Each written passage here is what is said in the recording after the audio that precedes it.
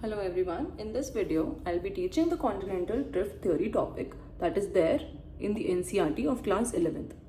This was proposed by Alfred Wegener, a German meteorologist who suggested that initially all the continents were joined together in a single landmass and this supercontinent was known as Pangaea, meaning all Earth. It was surrounded by mega ocean, and this mega ocean was known as Panthalassa, meaning all water. Somewhere around 200 million years ago, this Pangaea began to split in two continents, and these two continental masses were known as Laurasia, the northern component, and Gondwana, the southern component. These two components again began to split into smaller continents that we see today. So this theory was proposed on the basis of few evidences. Number one, the jigsaw fit.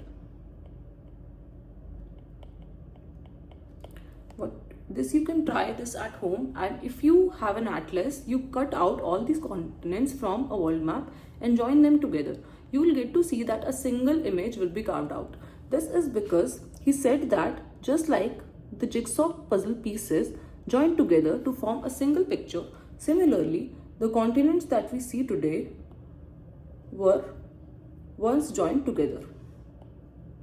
Like the African belt, the African coastline and the South America shows a remarkable match. Number two, presence of placer deposits. Placer deposits are deposits of gold, and it was observed that in the Ghana coast in Africa, the presence of placer deposits was detected, and the source of these placer deposits were completely absent. This source was present in the Brazil area. This suggests that there would be a time when Brazil and Ghana were connected into a single landmass. Number three, presence of tellite deposits. Tellite deposits are basically the deposits, the sediments of glaciers. So at the base of the system, say at the base of Gondwana, there is a thick prolonged glaciation at Antarctica, and the presence of this thick tellite was also present in Australia, India, Madagascar, South Africa and Falkland Island.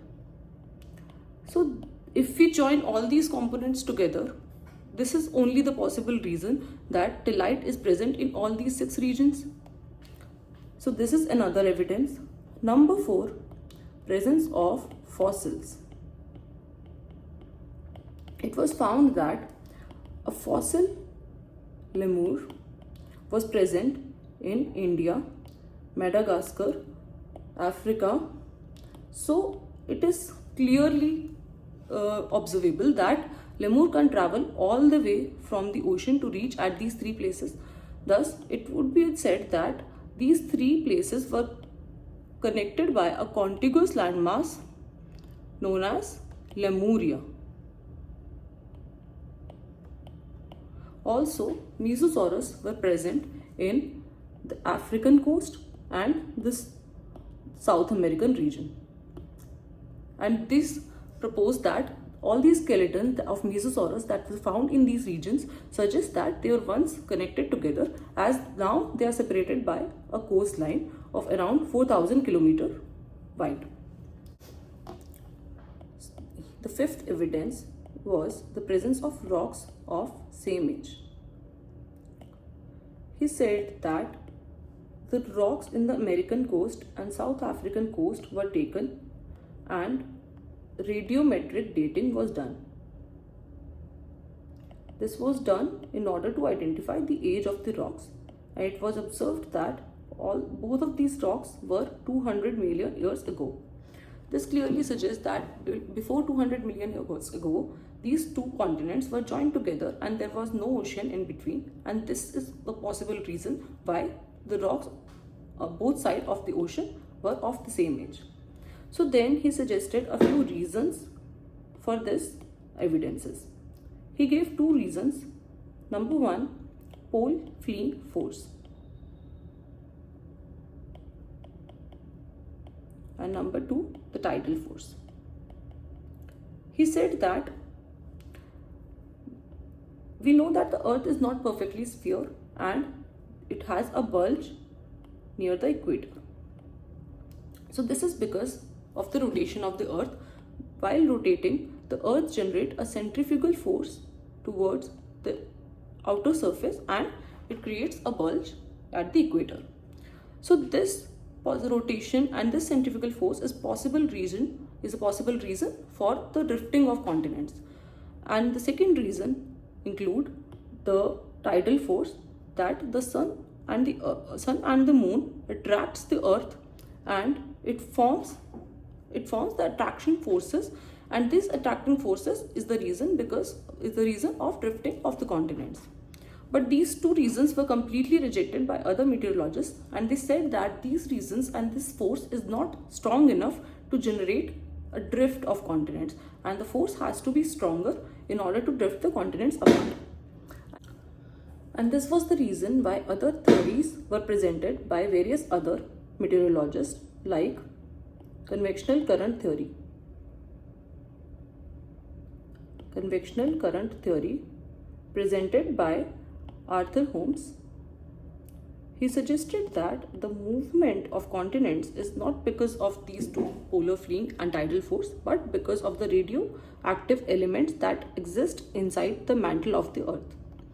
These radioactive elements are due to the difference in the thermal temperatures, and they cause a convectional current which is strong enough to move the continents apart. Again, in the theory proposed by Alfred Wegener, the role of continents were only understood and the role of ocean was completely ignored. Thus, a seafloor mapping was done and seafloor spreading theory was proposed by Harry Hess. He suggested that the ocean floor relief has various other elements that include the trenches, the abyssal plains,